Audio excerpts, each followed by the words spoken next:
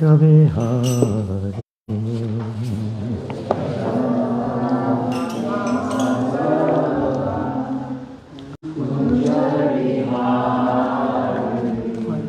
Jaya Radha Madhava Kunja Bihari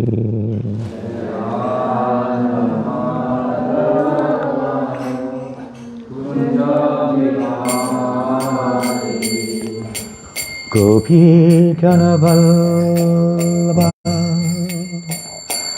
Girivardhari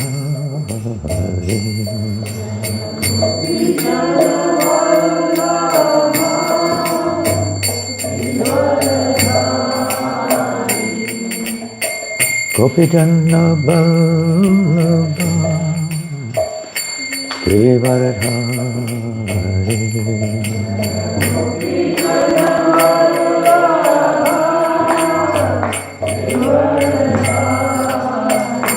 Yasodanandana Bhajajana Ranjana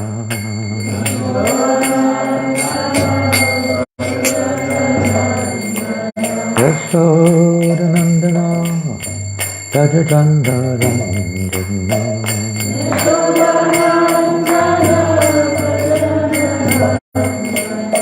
Yasodanandana Bhajajana Ranjana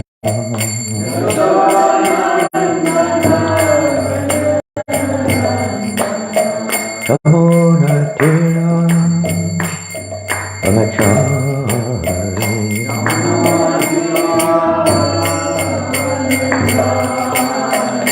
Samona Tira Amachari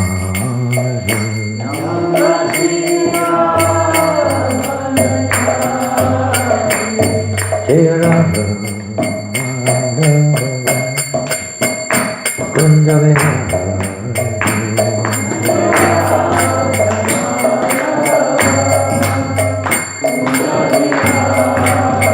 Jaya Radha Madhava Kunja Bihari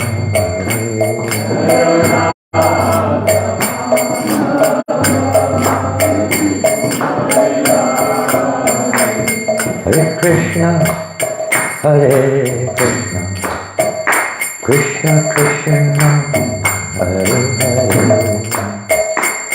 Hare Rama Hare Rama Rama Rama Hare Hare Hare Krishna Krishna Krishna Hare Hare Hare Rama Rama Rama Hare Krishna Hare Krishna Krishna Krishna Hare Hare Hare Rama Rama Rama Hare Krishna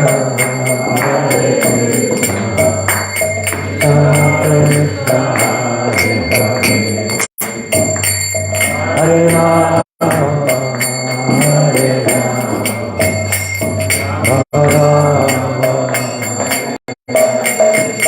Hare Krishna Hare Krishna Krishna Hare Hare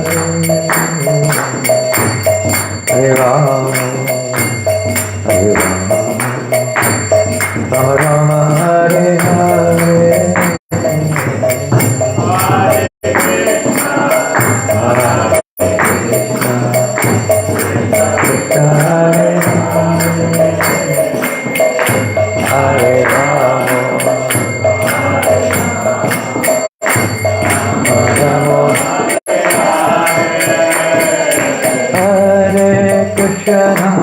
Hare Krishna Krishna Krishna Hare Hare Rama Hare Rama Rama Rama Hare Hare Hare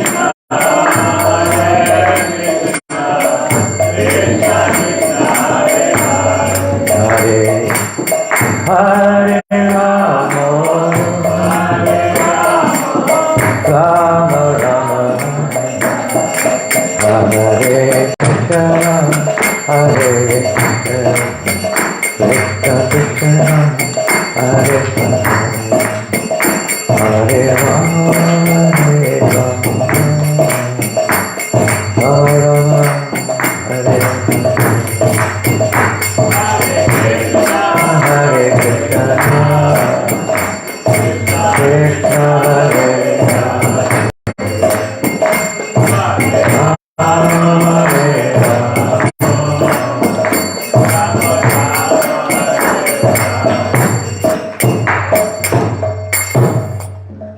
Vishnupada Paramahamsa Paripuraka Ashtudha Sadashayasi Bhaktivedanta Swami Prabhupada Ki Ananta Kota Vaishnavinda Ki Namacharya Shadidas Thakur Ki Transpose Sri Krishna Chaitanya Prabhu Nityananda Shri Advaita Gadadhar Shivasati Bhaktivedanta Ki Shri Shri Radha Krishna Gopa Gopinath Sham Kunda Radha Kunda Gopdan Ki Shri Vrindavan Dham Ki Madhapur Dham Ki Ganga Maya Ki Yamuna Maya Ki Tulasi Deva Ki Bhakti Deva Ki Samadeta Bhaktivedanta Ki Lord Chaitanya Harinama Sankirtan Ki Brihat Madanga Ki Shri Shri Gaunitai Ki Shri Shri Jagannath Baldev Shripada Ki Shri Shri Radha Gopinath Ji Ki Gwantaraj Srimad Bhagavatam Ki Gaur Premanandi.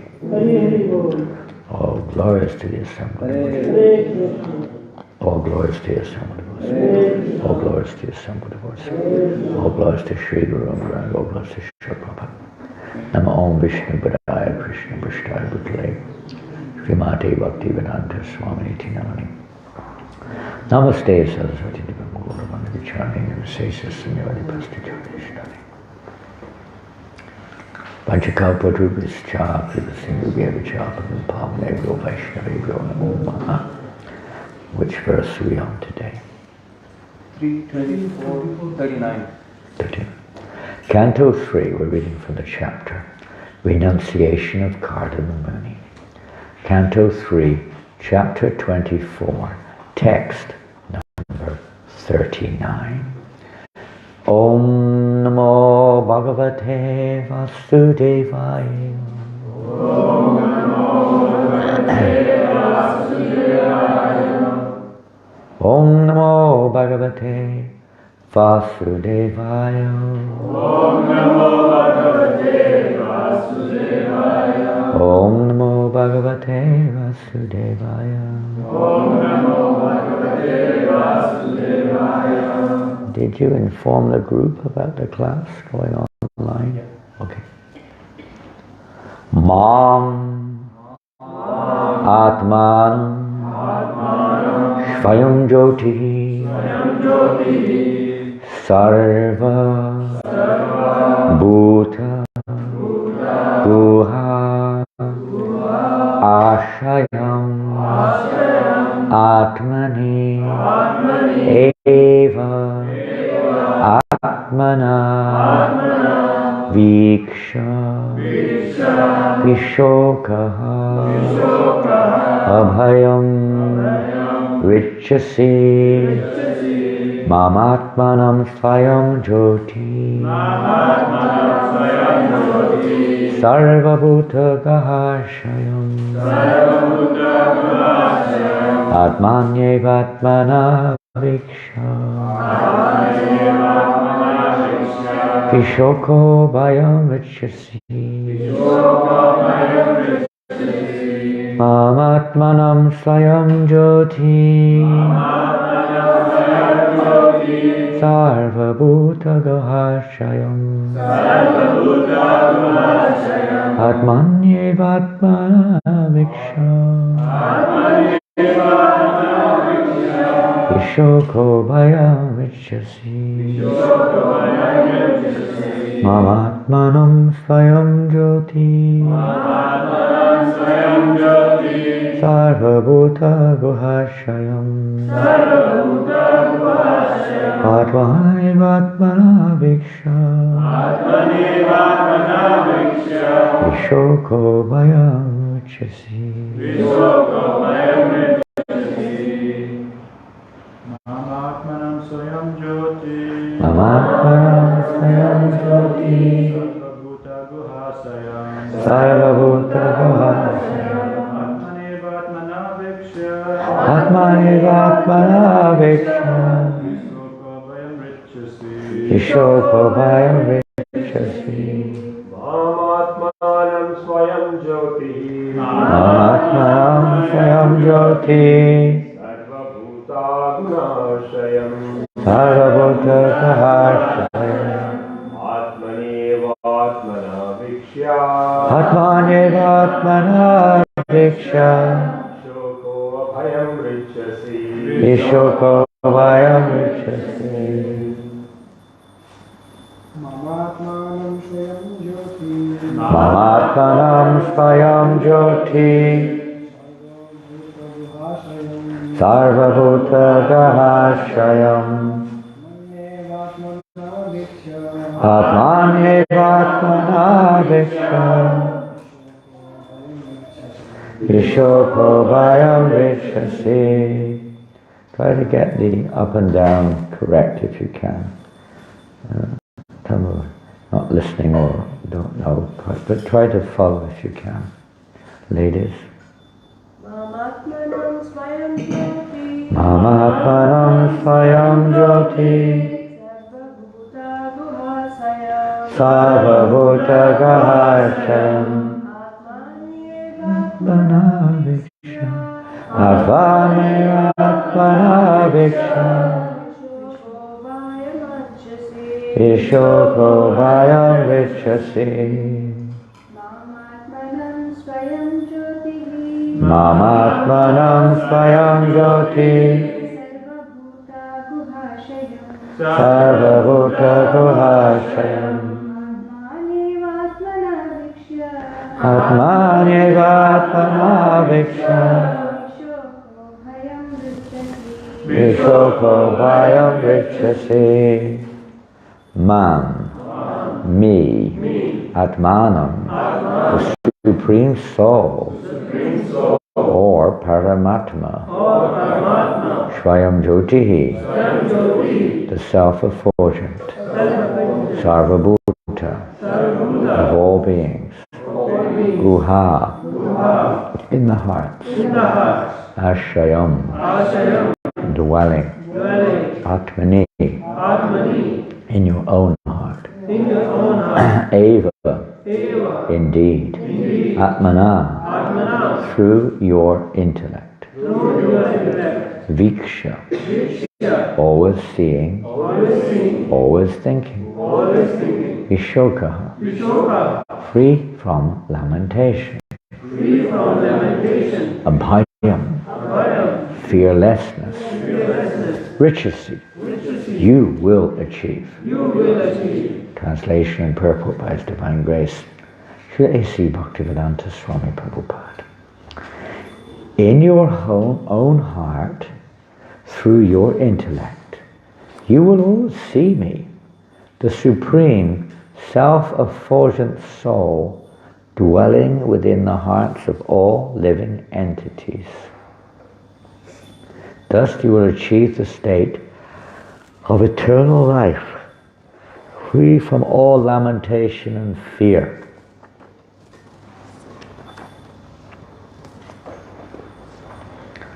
So, Krishna is speaking to Kardama Muni, and Prabhupada writes in the purport, people are very anxious to understand the absolute truth in various ways, especially by experiencing the Brahma Jyoti, or Brahman effulgence, by meditation and by mental speculation. Of course, the majority of people may not be exactly conscious of this. And indirectly, you could say they're trying to understand the absolute truth through speculation and experimentation. Not so much through meditation. We're talking in general here. Scientific experimentation, philosophical speculation, are quite common. To some degree, most human beings indulge, at least in mental speculation about truth and so on, of various kinds. And science experimentation, also speculation, is systematically accepted as probably the most prominent method of trying to understand the truth. In general, they dismiss the idea of a personal source or a personality from whom everything has emanated. And we even find that persons who study the Bhagavad Gita, despite verses like Aham, as that verse go, for me everything, both material and spiritual, everything comes from me. 10th chapter, text number maybe 8 or something. Everything comes from Krishna, everything rests on Krishna. Everything rests on Krishna, everything comes from Krishna. He's the source of everything. In Brahma Samhita we find Adya Govind Sarvakaranam Karanam, and so many statements are there in scriptures, and of course in the Bible he's the creator, and so on, and Quran, everywhere you find reference to the source is God. But in general, materialistic science does not make that as one of their premises. They try to understand another source, and material, some chance happenings, and whatever. I don't know how they describe the black holes or the big cause of the Big Bang and all these various theories that they come forward with, but more or less dismissing the concept that there's a personality, all-powerful, all-knowing source of everything, which is actually the cause of all causes, and he who has no cause. This is a very difficult concept to accept. Everything within our view has a cause, and in a sense we also have a cause, but the Absolute has no cause. It is the cause of all causes, and has existed eternally beyond and above the manifestations of the universes, and so on and so forth. And they do sometimes indicate antimatter beyond this, let's say, phenomena which is somewhat perceivable. There is another existence. It's not material, it's anti-material, from which somehow or another material is manifested. But there's some definite truth in that, and that's indicated here in his purport, where Srila Prabhupada describes that most persons are eager to experience the Brahman, or the spiritual effulgence. Why? Well, one reason is because we don't need scriptural directives like Dukkhalayam Shashvatam to ascertain that this material world is a place of suffering. It's definitely one of the ingredients of this world, and a very prominent one, that everyone is suffering, no matter who we are, whether we're heaven or hell. Everybody has to undergo some kind of suffering. And that is obviously one of the major endeavors of human beings, all species, but in human life they try to not just try to avoid it, but they try to find ways to remove it. Animals, other species, they can't really remove it. Their whole life is defense to try to avoid it. But they can't stop it or even think about stopping it. But human beings, they make all kinds of endeavors to try to stop suffering. Of course, we can see easily that there's not been very much success in this regards. Maybe one thing is eradicated and another thing comes up. But the endeavor is there. We don't want to suffer. So the idea of Brahman, merging into the spiritual effulgence is certainly akin or related to this natural aspiration of the soul not to suffer from various sources, not to have to experience the end of your life, so to speak. So Brahmana existence is certainly devoid of the effects of the modes of nature. There is no karma there. There is no mundane suffering. There is no conscious suffering either. Although there's an unconscious suffering in the sense of being devoid of loving relationship with Krishna. But in of itself, it's just simply an existence. Brahmananda, there is a certain kind of ecstasy there, or it's more a question of intensive relief from the experience of being conditioned in the material world. But it's not the full, it's not the complete constitution.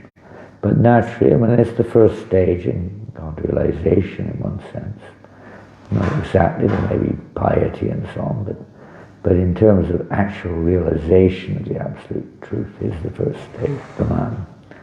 So it's not unexpected that the majority of those who really are serious, most people aren't, but those who are serious about self-realization, that this Brahman, or merging into the Brahma Yogi, becoming one with God, or whatever it is more, say, as we've left the spiritual realm because of our aversion to the Lord, our unwillingness to have to put Him in the center and serve Him with our full existence.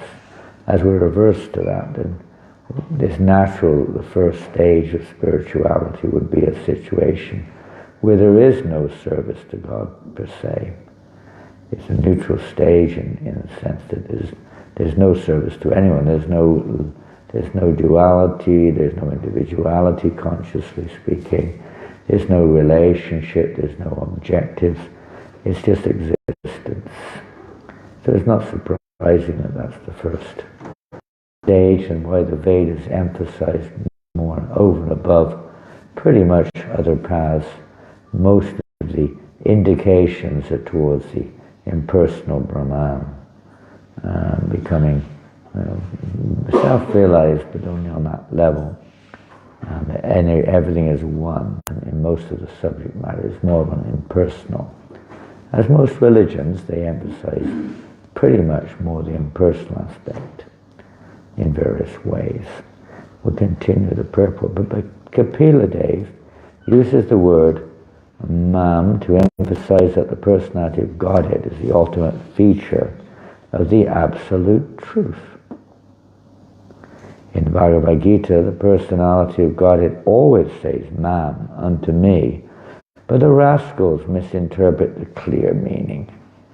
Mam is the Supreme Personality of Godhead. Because Krishna is speaking, he's saying me. He's not saying you or something else. He's directly saying again and again, me.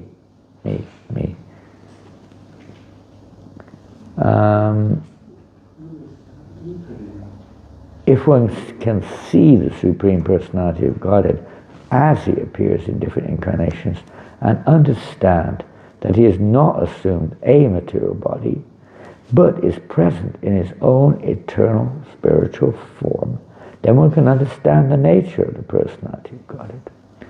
And it's probably not quoted here, but we know one very important verse in Bhagavad Gita. Prabhupada sometimes should say that this verse is essential verse of the Gita. Janma karma chamadikam evan voviti tattva punama janma naiti mameti surjuna. The one who understands this transcendental nature of the Supreme Personality of Godhead does not, again, he's in control of everything, does not again take birth in this material world, but attains to the spiritual realm. Just through this understanding, Jogi Samagyayat Madhudamishwari, that Krishna does not assume a material form. Krishna appears in his original transcendental form, beyond and above the three modes of nature. Persons within the three modes may say, relatively speaking, they try to see him as material, maybe a powerful materialist, mystical materialist or something, but nonetheless is material, like anyone else. They don't have any vision or understanding of Krishna. They don't have the means to understand him, because they're looking through material vision. Krishna cannot be understood as Daksha Krishna Namadi, the Bhavad Gwaimendra. The Supreme Lord cannot be understood with blunt material senses. It's only when the senses become purified by the process of hearing and chanting particularly, that as one's senses become purified, Krishna reveals himself. He's not seen, Naham Prakasha Sarvasha, he's not seen by the materialistic persons, nor by those who have this intention to merge into the Brahman. They may experience the spiritual energy of the Lord in whatever way it is, but they do not have this opportunity to actually understand the Supreme Lord. They may understand to a small degree, as Prabhupada now begins to explain. Since the intelligent cannot understand this point, as referring to the material intelligence, the big brains of this universe, whoever they are, even up to Lord Brahma, he cannot fully understand Krishna. He admits that himself in his own prayers in the Bhagavatam. He misunderstood Krishna in the past of the Brahma Vimohana Leela, for instance. Krishna is not easy to understand. The Absolute cannot be understood with material senses, and it's only if the Absolute reveals himself is it possible for the jiva to grasp, and that is only up to a certain extent. No one can fully understand Krishna. Even Krishna himself is ever expanding his own knowledge of his own self. There's this transcendental competition going on between Krishna and his actual character, qualities, pastimes, etc., and his own knowledge or cognizance of them. It's ever increasing. So who could understand fully? We can understand the principles of the depth of the Supreme Absolute, but one cannot possibly grasp within our petty brains or our own limited ability the extent of Krishna and his qualities. It's not possible. One would have to have the same capacity as Krishna in order to do that. And that's Mayavad again. They want to become one with God like that. Simply by seeing the form of the Lord as he presents himself by his own internal potency, as Krishna or Ram or Kapila, one can directly see the Brahma Jyoti, because the Brahma Jyoti is no more than the effulgence of his bodily luster. And then Prabhupada gives this famous example to illustrate this. Since the sunshine is the luster of the sun planet, by seeing the sun, one automatically sees the sunshine.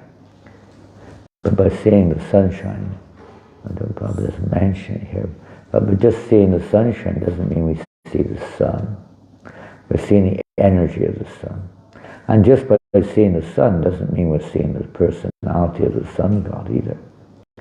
We're seeing his form, you could say, in the sense of the sun globe, although we can hardly see it because of the effulgence to become blinded. But we can see the sunlight. And then we often say, oh, the sun is shining in my room, but it's the light of the sun. So the Brahma Jyoti is the energy of the Supreme Brahmanohi Patishtaham, is coming from Krishna, resting on Krishna.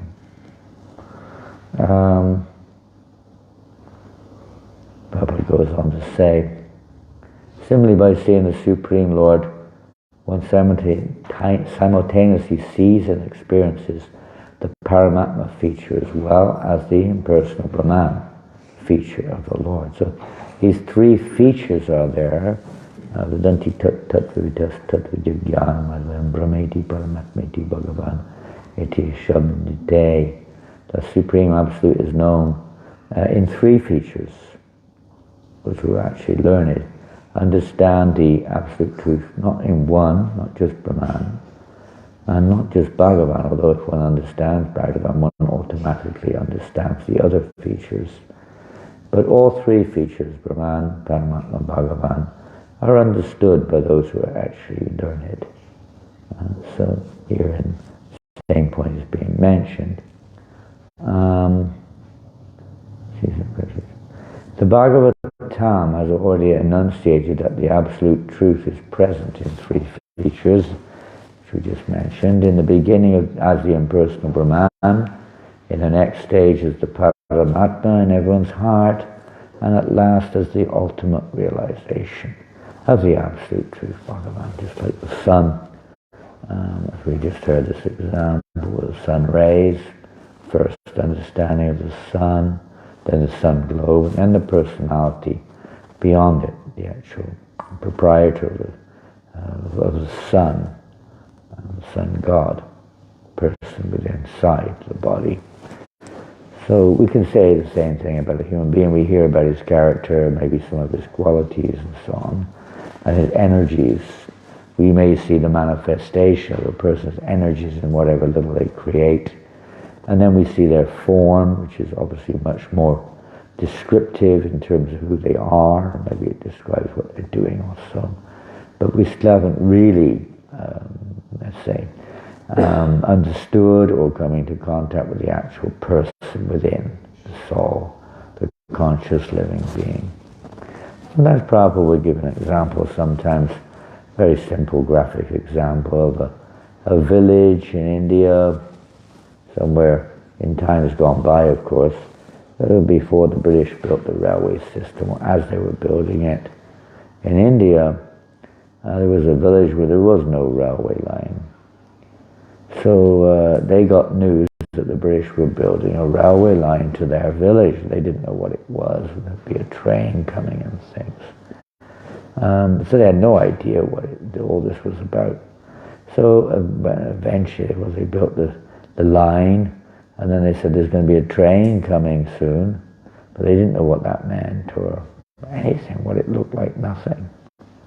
So eventually the train came along the line from some other junction or something, and from a great distance they could see the train had a big light on the front. So many of the villagers thought that that's it, that's the train, it's a big light, finished. And then after a while, the train got closer, and then they could see the train had some kind of form. It wasn't fully understood still, they just thought the train is simply a form. So then that was their satisfaction or whatever, conclusion. And then the train got right to the village, and lo and behold, not only was it a light on the front, not only were there many carriages with so many windows and wheels and this and that, but there were people, hundreds of people were coming out of the train. And people were, oh, it's not just a light or just a form, it's a carrier also. There's living entities, countless living entities in the train. So no material example is perfect, but it gives the idea that we tend to drop off wherever we are and not venture or understand anything beyond it, because there's a science of understanding. Not just that one has to be patient to wait to see, but that is one aspect of it for sure. But there's a process. There's a process of understanding the nature of the Absolute Truth, which Krishna briefs in the Bhagavad Gita, expands more upon in Bhagavatam, and gives a living example within Chaitanya Charitamrita of the process of understanding the Absolute Truth in full. In the Bhagavad Gita, Krishna says, one who knows me, without doubt as the Supreme Personality of Godhead, is understood to be the knower of everything. Because Krishna is Vedanta Krit Vedavid Eva Chaham. Vedasya Saviraham Eva Vedyo Vedanta Krit Vedavid Eva Chaham. He's the source. He's to be, all the Vedas come from him, but the Vedas are for knowing him. So one who knows him is to understood to be the knower of everything, because Krishna is everything. He's not everything, it's not that just everything rests upon him. He is in reality everything. Nothing exists outside of Krishna in reality. It appears to, but it doesn't. It's all his energy. Everything is Krishna's energy. Everything that exists is Krishna's energy. So there's simple understandings like that, but they're part of the understanding of the absolute truth, part of the process of realization. And we finished the purport. Where are we? The Bhagavatam has already enunciated the absolute truth, its three features: the impersonal Brahman, the next stage Paramatma in everyone's heart, and at last is the ultimate realization of the absolute truth, Bhagavan, the Supreme Personality of Godhead. One who sees the Supreme Person can automatically realize the other features, namely Paramatma and Brahman, features of the Lord. We've heard already from Prabhupada about the sun personality, but we sometimes probably give another example. If you've got $1 million, you've automatically got 1,000, you've automatically got 100. You don't need a separate endeavor, they're inclusive. So with realization of Bhagavan, naturally his quality, it includes his qualities, it includes his activities, it includes his energies, etc. One automatically has that. But just to understand the energies is not complete. One has to understand the personality also. They're related, they're not complete. The word used here, the words used here are Vishokabhayam, which is seeing, simply by seeing the personality of Godhead, one realizes everything. And the result is that one becomes situated on the platform where there is no lamentation, no fear. In fact, even on the Brahman, we hear Brahma Bhuta Prasanatmana Sochiti Nakamshiti. Even on the Brahman platform, when it comes to the spiritual platform, Brahman no longer hankers or laments. What to speak of one who has realized his position in relationship with Krishna. There's no longer any fear. The Brahmajyoti, although the living entity is not experiencing anything necessarily fearful or miserable of any kind, is not complete. The full nature of the soul is not being manifested. So it's not a state which is like, although the state of Brahman is permanent, is not a condition, a constitutional platform for the soul to exist in. So it's like sometimes Prabhupada would say, you know, going out into space, you can go into the universal space in a spaceship or something, but that's not our proper or our constitutional position in this material body, at least. We have to come back again eventually. So those who go to the Brahmajyoti or enter into the Brahman is generally understood yenye vindakshya artamanina, that they will come back again into the material world you can't say time, there's no time measurement there. But at some point, the soul will have to re-enter into the material atmosphere, because there is no inclination for devotion in the Brahman. There is no recognition of a supreme being. Everything is one. So the living entity's desire for relationship, there's no playing there. There's no there's no bhakti there. There's no one to reciprocate with. So the living entity again enters into the material environment to persevere with a natural constitutional desire for rasa or relationship. So this is not enough just to realize Brahman. One has to realize one's actual constitution completely. Satchidananda. But then, of course, when one comes to referring in Bhagavad Gita, Krishna is not referring to the impersonalists so much here. He's referring to the aspiring devotee. One is on the path of bhakti, one will come to the platform of Brahman, but that's not the end of it. That's just a consequence of self-realization, of devotional service. It's an automatic consequence contained within the path of devotional realization which takes place, that I'm not this body, I'm spirit, soul. And then when that realization becomes more prominent, then real devotional service begins, because it's not based upon any material condition anymore. It's not based upon duality or how I feel or whatever was attractive to me.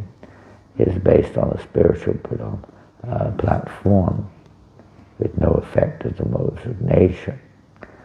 So this is the nature of devotional service, that one gains gets realization of Brahman as paramount. Although that's not the goal, those realizations are also automatically there. Automatically realizes it. Just like Prabhupada's example, when the sun rises in the morning, one automatically sees everything else too. So one who has this Krishna Surya Samaya Andhikar, this understanding that Krishna, he's like the sun.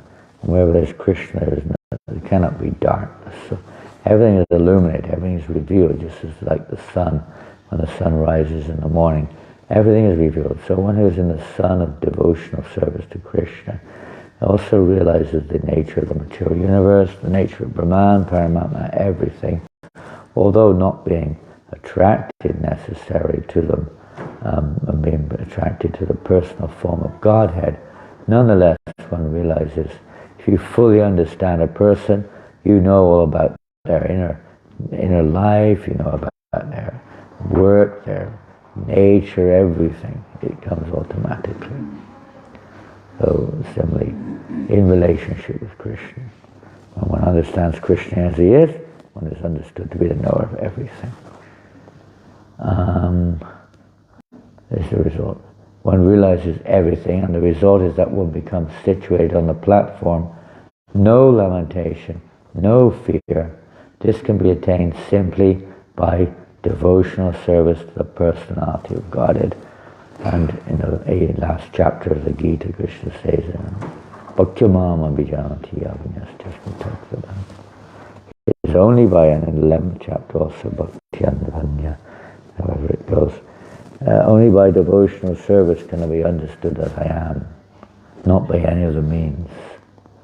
This is the only process. This is the process. Because devotional service attracts Krishna, pleases Krishna. So when pleases Krishna, then Krishna reveals himself accordingly as we surrender. Hare Krishna, Hare Krishna, Krishna Krishna, Hare Hare, Hare Rama, Hare Rama, Rama Hare. Any questions or comments or differences of opinion or whatever? I'm not in a fighting mood right now, but still, you never know.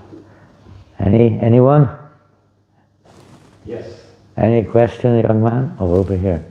Where's that coming from? The far distance of the room there. Way out there in the Brahman.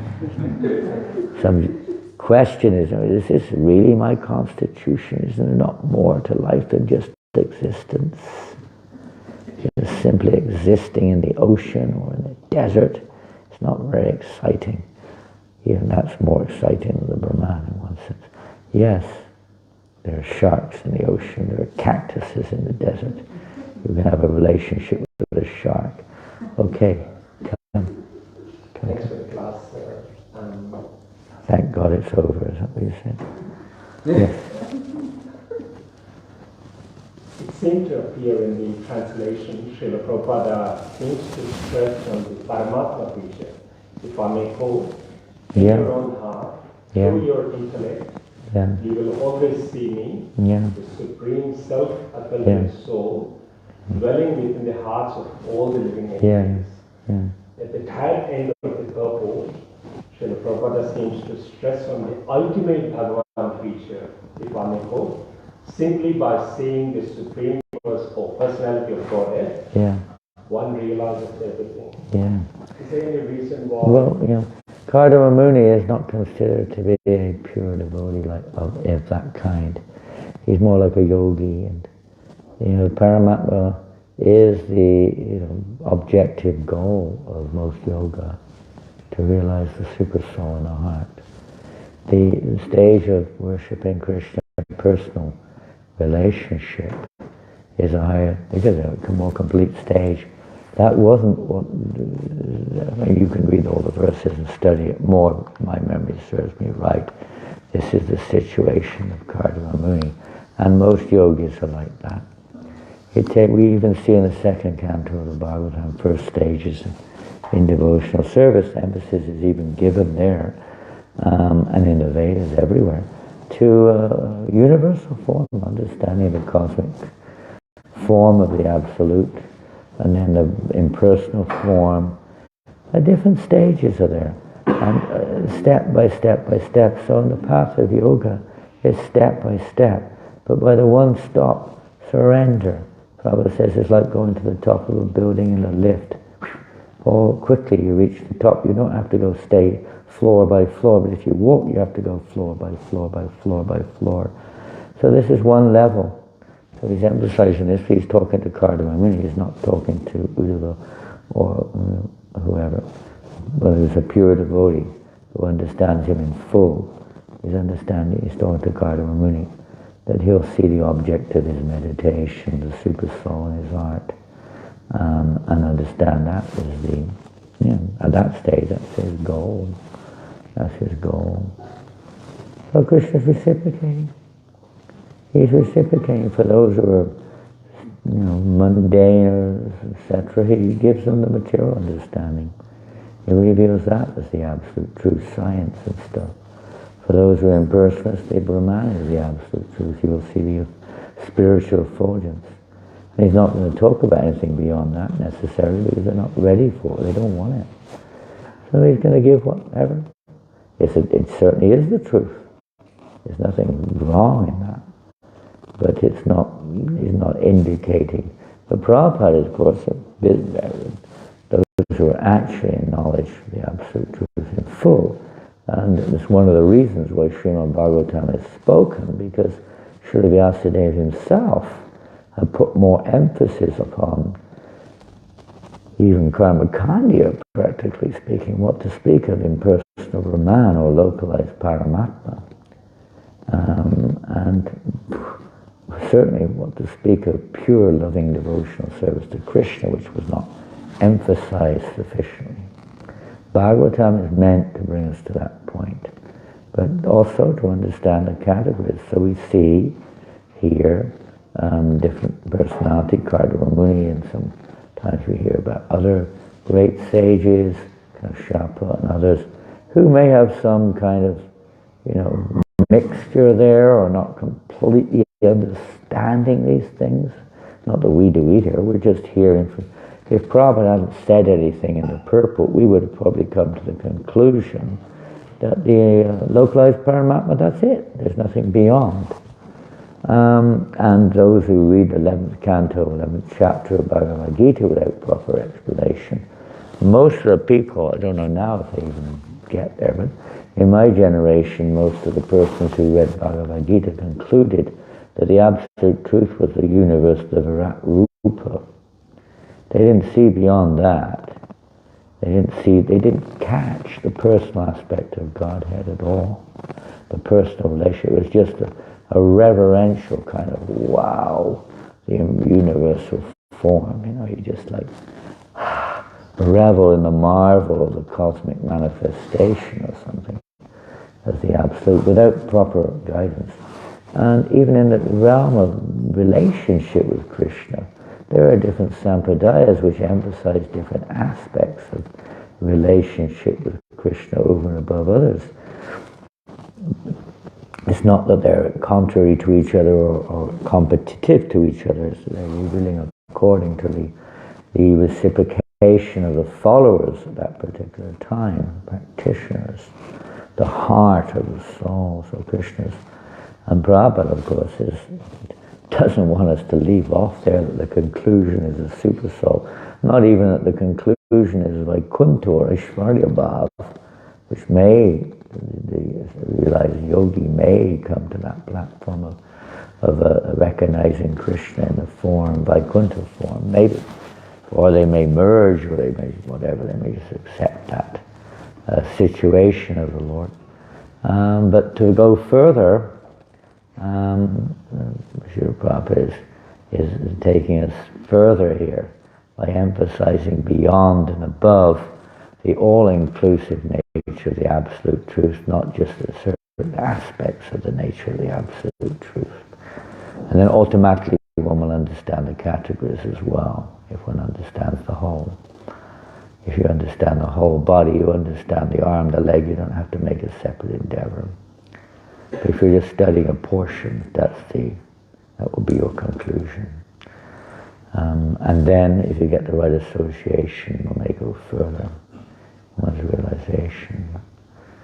We see in the Vedas sometimes these other aspects of the material aspect, the impersonal aspect, the localized aspect, are given predominance or a lot of emphasis because, generally speaking, conditioned souls are not here because we want to surrender ourselves in loving devotional service. It just takes, usually in most cases, philosophically also, step by step, mostly emphasizes there. So gradually, like a child growing up through education circles, you don't give the full, you may even give some imaginary examples, basically speaking, to help the child to understand preliminary concepts. And as far as the child's concerned, he doesn't know anything beyond that at that stage. The teacher may even say, great, you've got it. That's it. You've understood it. But then, when the time comes and they introduce more and more and more. But some want to stay at that level. They don't want to go any further. That's the soul's free will. That's the soul's free will. Can't say any more. So, but the pure devotee doesn't want us to, the devotees of the Lord, don't want us to stop at that level.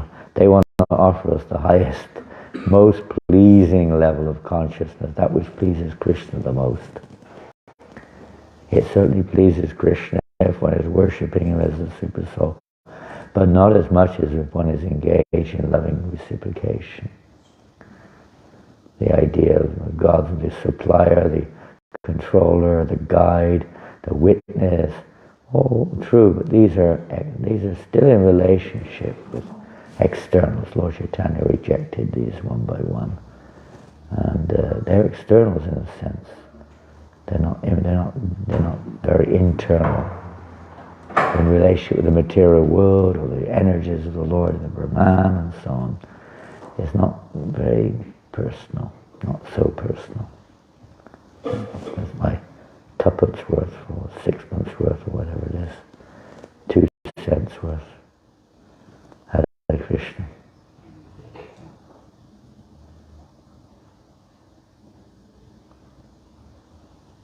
Devotional service, everything is there.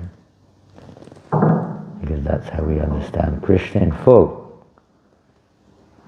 Not other methods may be able to lead to realization of the Brahman or the Paramatma, but to understand Krishna in full, only devotional service possible. Because that alone attracts Krishna's attention, that he wants to reveal himself in full. Anything else?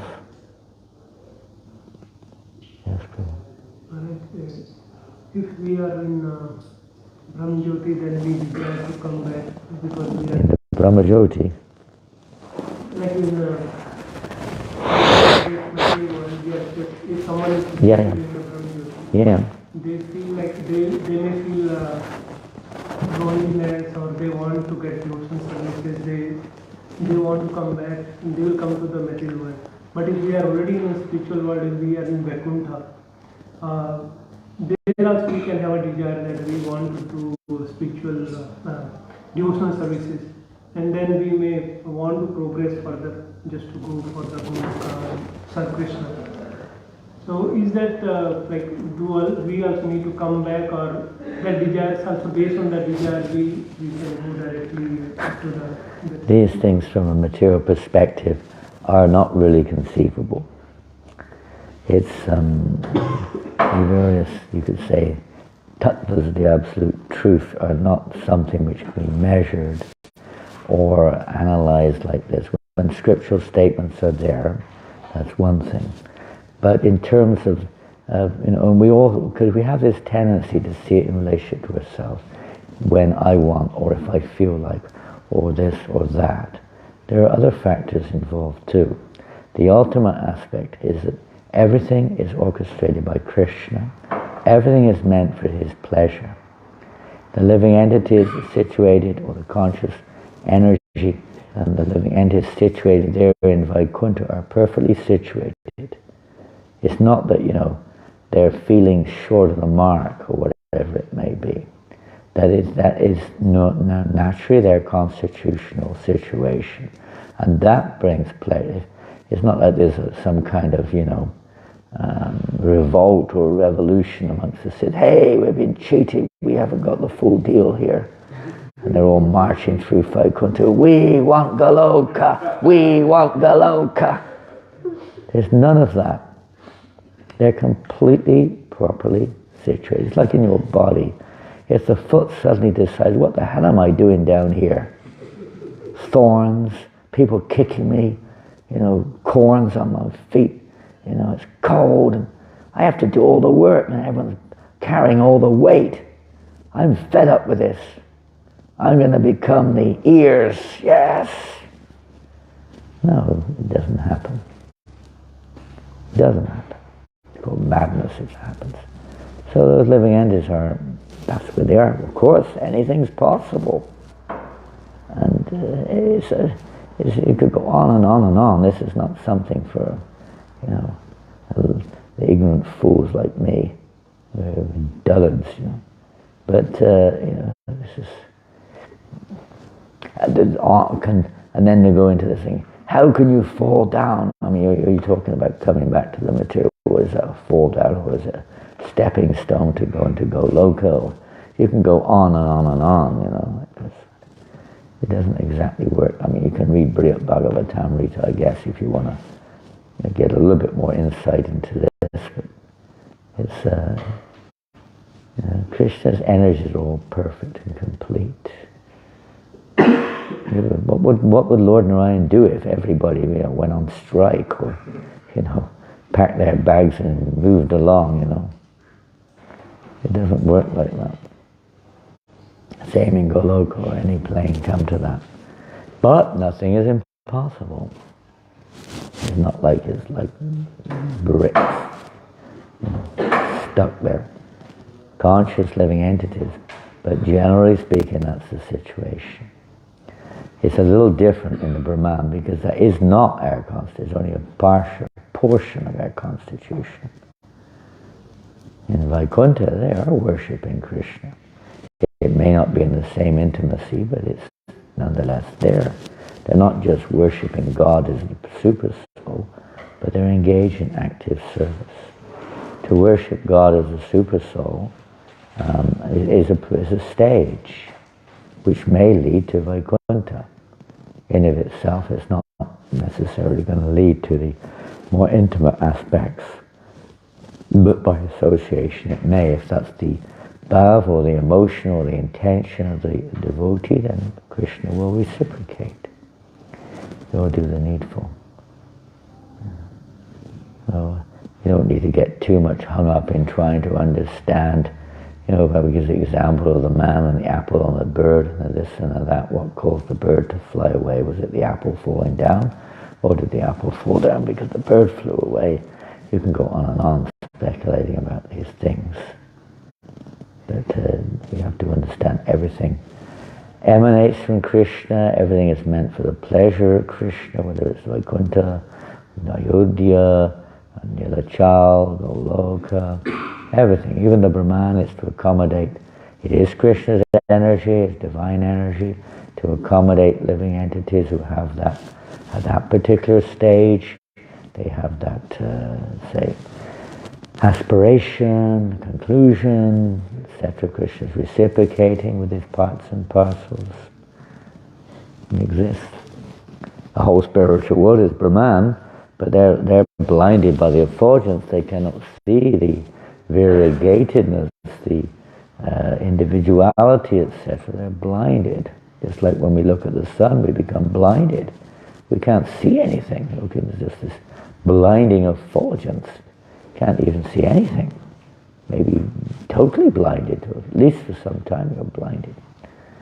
So but that's not you can't measure time in these planes. There is no time as such. It's just a matter of whatever it is.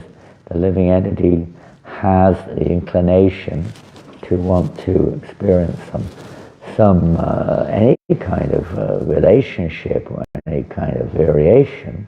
There is nothing there in the Brahmana because they have no inclination, no even awareness of relationship with God. Then one is placed back in the material energy to try to fulfill that inclination. Same thing with the soul coming into the universe. It's not worth thinking, I want to come to Sydney and go surfing on Bondi Beach and go down George Street and have a nice meal in the Indian restaurant, the Chinese restaurant. One is not thinking like that. There's just an inclination of aversion to the very concept of worshipping Krishna in the personal form. Why not me? Self-centeredness. The material world is based on self-centeredness. It's not based on expanding one's loving affection to the Lord. Based on self-centeredness. Forgetfulness of Krishna, envy of Krishna. The pure devotees come into this world sometimes for other reasons. Not with the Krishna's frozen.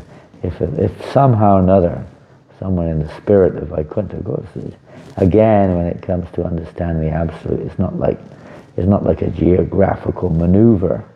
It's a state of consciousness as well. One is fully engaged in devotional service according to their relationship with Krishna, is experiencing that even in their apparent material condition. It's only apparent, but internally that we cannot see. We cannot see. So if for whatever reason, Krishna's will or otherwise, a living entity in the mood of Aishvarya Bhav develops that inclination, whether by association or by constitutional effects, obviously Krishna is going to reciprocate. How he reciprocates is up to him. You don't have to come and necessarily and take birth again in the material world. It doesn't have to necessarily be like that. If that's what Krishna wants, if that's what the Jiva wants, then nothing's impossible. It doesn't have to be. And they have to take birth. And again, it's just, what is the material world? Is Gokul in the material world? Krishna, when he appears in his various forms in the material world, apparently, but not really. How one may associate like that? One's finding one's attraction towards another form of the rasa, whatever.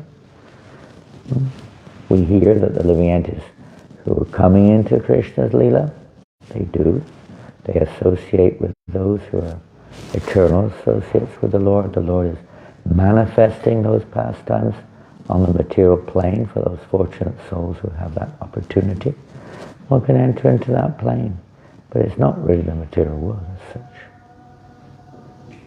It's reflection, you could say, but it's also the reality. It's the spiritual realm, just we're getting a glimpse of it. Little window opens. Well, we can enter into that. That's one's inclination.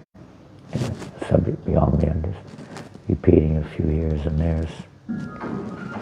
Okay, well, we're finished there. Shri Prabhupada Ki Jai. Go Premanandi. Lord Chaitanya.